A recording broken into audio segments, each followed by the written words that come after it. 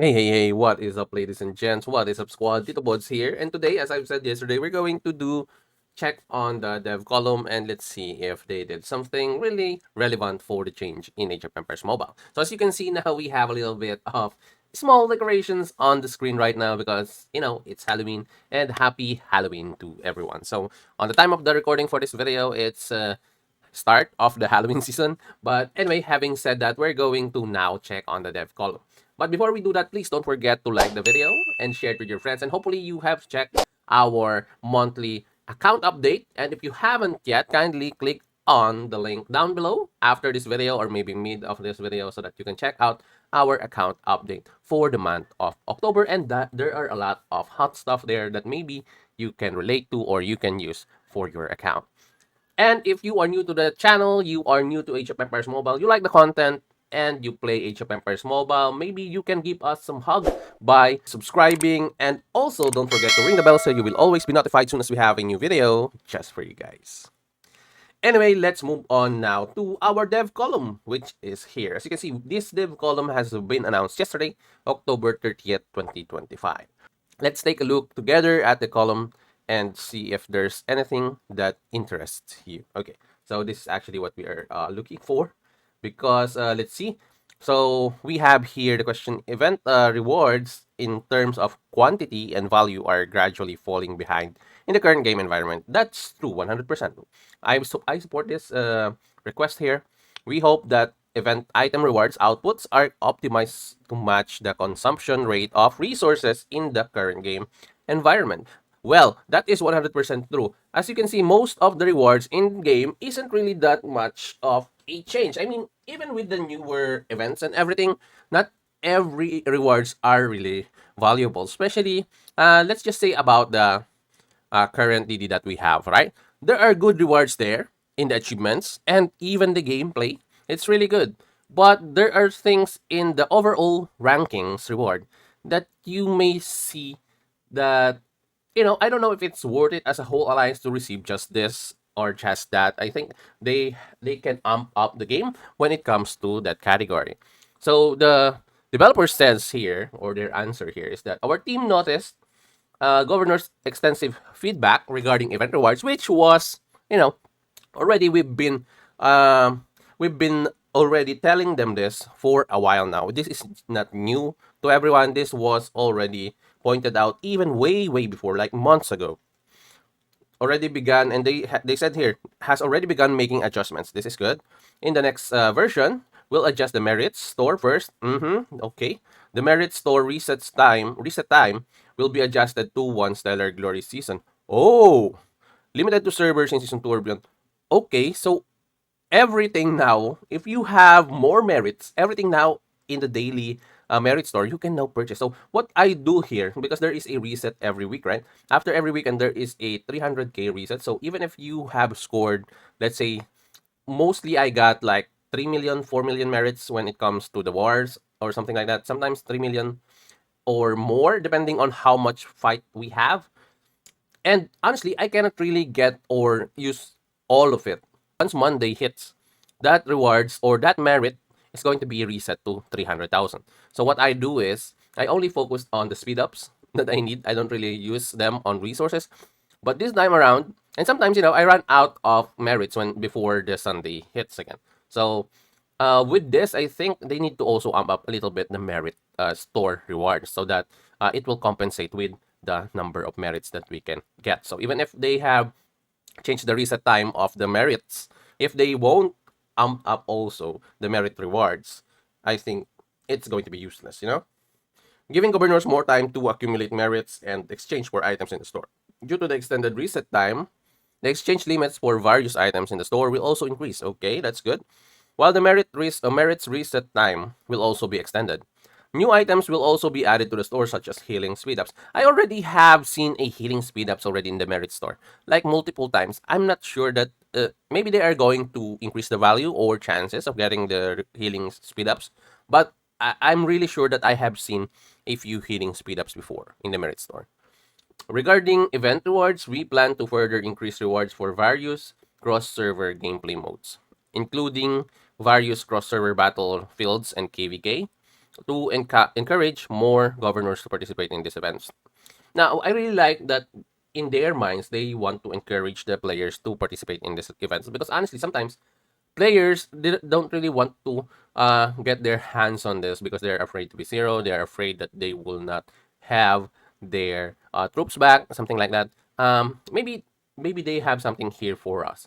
When let's just continue with the current dev column. Let's see. Maybe they have something here for us. But if not, we're going to talk about it in a bit. So we also have here mercenary technology currently does not function in City Garrison. Is this supposed to happen? So the answer of the developer is that in the next version, we plan to optimize how mercenary technology takes effect. After optimization, mercenary technology will directly apply to corresponding unit types. Therefore, bonuses from mercenary technology will also take effect during the city garrison. Now, okay, this is a huge thing that there is a lot of debate when it comes to the garrison. Let's face it, because there is no battle reports when it comes to the garrison. I mean, the battle reports is inconclusive, insufficient, and you can only see the deaths and everything like that, but you don't know what causes that death, which troops are good here in the garrison. The only thing that you can actually say that is 100% fact is that when you have, for example, let's say you have someone who is a huge damage dealer there, like Lubu, you're going to have a lot of deaths if you are attacking that city. Even though, as a player who is active in GEE, this is 100% a true story. Even with a level 29, not level 29, let's say a 20 mil powered player, and I am a 100 mil powered player, right? So if he has or they have level max level Lubu, let's say 5-star Lubu, even though their equipment and their other functions like let's say mounts, rings, and everything are not that great versus my troops. When I attack the city, I still have a lot of losses. So, mostly, as I've said, this is based on experience. I have better fights. Also, for example, I was attacked by multiple Krakens already. Okay, and once they see a Lubu in the garrison, and then they see a mixed troop type or mixed heroes in the garrison, they intend not to attack. Even though I am saying this, I have been attacked multiple times by a Kraken, as I've said, as also whales that are higher power than me.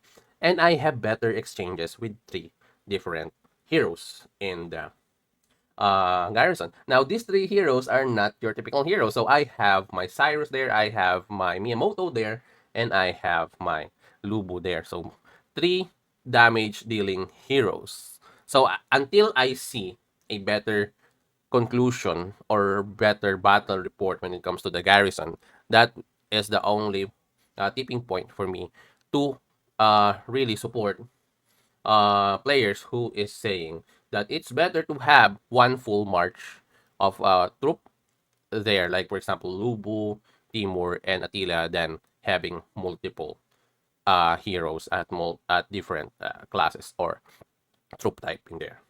Okay. So I'm not saying that you follow what I did. I'm just saying based on my experience, that is what happens. I want to know what you think about this one. So leave your thoughts, your experiences in the comments, and let's have a look at it. Let's talk about it. Anyway, moving forward. So the next one here, I think you cannot see on the screen, but it says here that will there be any news about a new migration period? What new changes will migration events have? Okay, so this is about migration. Number one here, they said first launching migration events requires evaluation of the server activity and governor feedback. Currently, the team has noted that many governors are expecting a new round of migration events, and we plan to do so in December. Ooh, this is really, really soon, right? The biggest chance in this migration is that we will reshape the current server positioning. Hi, thank God. Thank God.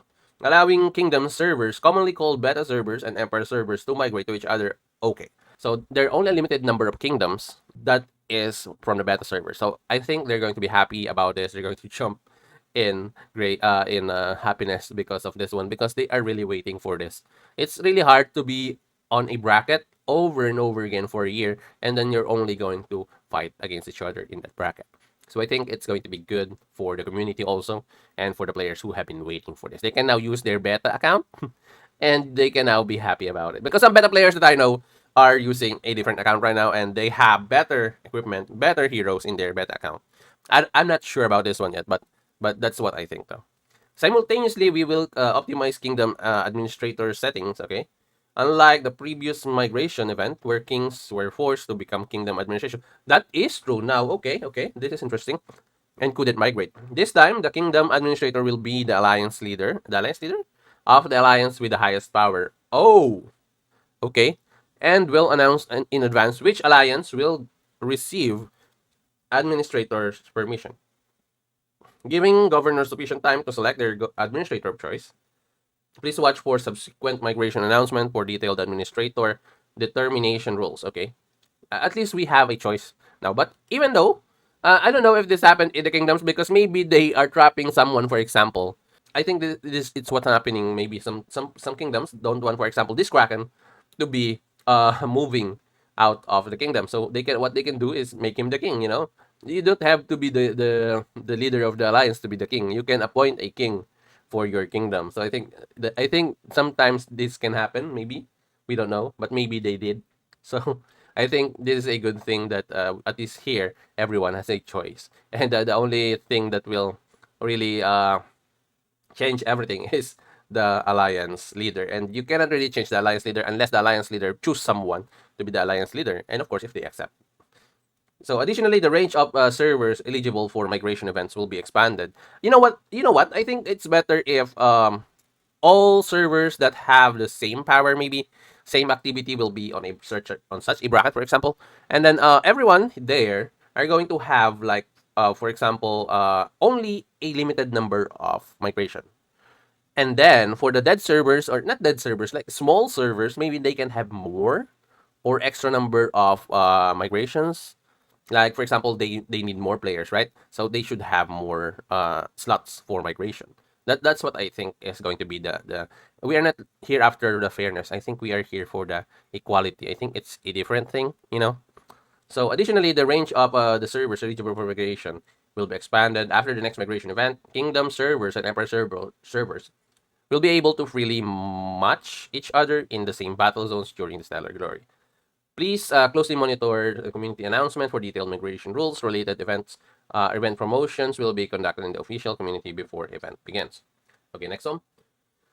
We hope some classic side gameplay from the past, such as the Battlefield Survivor, can be brought back. Okay. Thank you very much for your love of the side gameplay, because it really gives good rewards, honestly.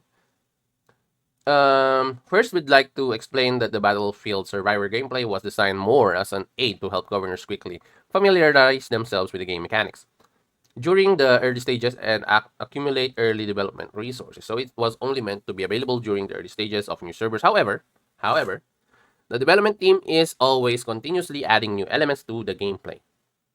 And we're considering bringing it back. Yes, come on, let's go.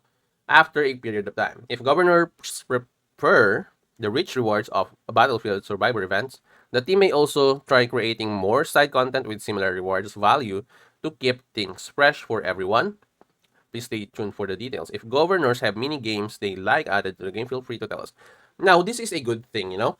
So, if they're open for new mini games, and I think we have a lot of creativity on our mind, you know, and I think they should adapt some of I think there are already a ton of requests about the mini games, you know, and I hope they choose the right ones.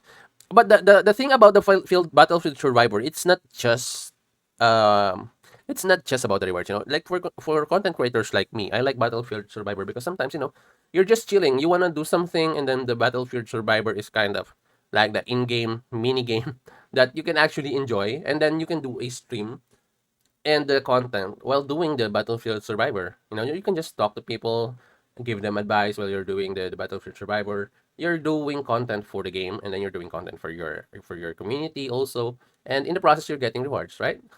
That's the best that's the best explanation I can do why we like the Battlefield Survivor. Okay, so next up. Okay, so I move away from the Discord channel because this one is really, really small there. So, okay, so here at least we can zoom in and zoom out. Now, they said here, or the question here is that the current matching mechanism is too unbalanced and needs to be improved. I think they're talking about the Stellar Glory matching mechanism. Adjusting the matching mechanism is something the development team has been continuously working on.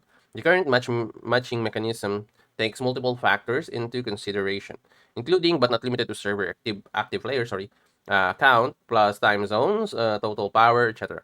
although the team has been doing its best to optimize the matchmaking rules.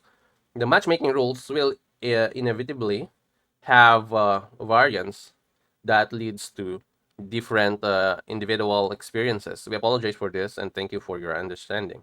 The team is still exploring optimizations. Maybe they can use algorithms or something, directions for further matching mechanisms. We have some ideas to share with governors, but please note that this is not the final direction we've decided on. We're sharing this in the hopes of hearing feedback, which will help us optimize.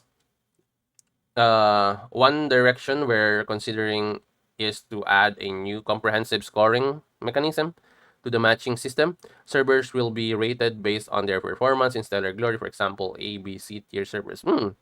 Possible, maybe. The system will prioritize matching servers of the same tier during Stellar Glory Battle Zone matchmaking. I think that's way better, you know? Like maybe the first one, the one direction that they are saying that they are using the system wherein you are counting all the active players, all the powers and everything. Maybe you can use actually the one that you are requesting now or you are thinking now, wherein you can use the activity of the server. So there are actually servers with lower power that has more activity, and they are winning the starting glory. For example, our server, we don't have that much whale, but we have better activity. So sometimes we overpower kingdoms or empires that has a lot of whales but less activity. If you know, if you understand that math, maybe they can use that here. Because the power of the empire isn't really just about the power. I mean, they can be all whales, but they cannot always win. Like, for example, us, we have more activity, especially when it comes to, let's say, the DD. You need more players to do more activities. Once they do more activities, they will get more points. And more points means more chance you can get the number one spot in the DD. Because you have more players doing a lot of stuff that generates more points. Unlike if you only have like whales and krakens or you have more whales and krakens, but the other team has a whale and a kraken that can fight off your whales and krakens still, but they have more low power players that can do other stuff, and that is way important. So I think that's the one thing they can consider there is the activity. So it means that in order for them to do the matchmaking, match all the players who have won or the kingdom who have won and who has generated this much points, who has generated this much activity, and you can pair it with them. I think that's the best way to do it.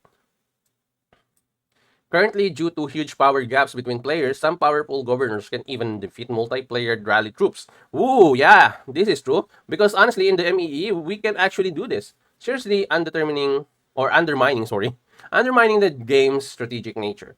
Are there optimizations direction for improving rally battle power?